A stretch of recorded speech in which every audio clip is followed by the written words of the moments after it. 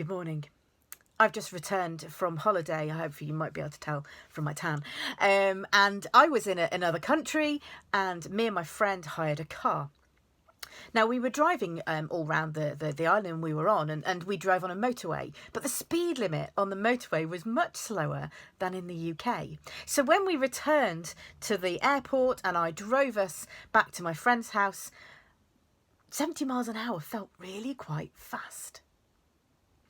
I don't know whether you've ever been on holiday on a canal boat, but when you go on a canal boat, you go at 2 or 3 miles an hour, and it takes a while to get used to the slower pace of life. Everything is so fast today, isn't it? Well, this verse in James tells us to be quick at one thing, but slow in everything else. And the first thing that James tells us is to be quick to listen. I wonder whether you're like me. I know that my mind is whirring around when someone is speaking to me, and it's really easy to be thinking, what can I say? What can I interject with here? Oh yes, I've got something to say about this. When I know that it's actually really more helpful just to be quick to listen. Because in listening to somebody else, I am saying what I'm showing them that they are really important, and what they have to say is important.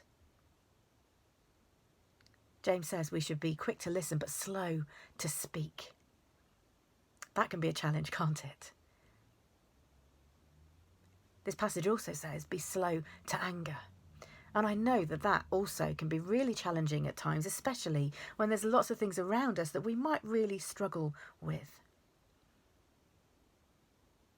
But think about what God is described, or how God is described in the Psalms. That God is described as slow to anger and rich in love.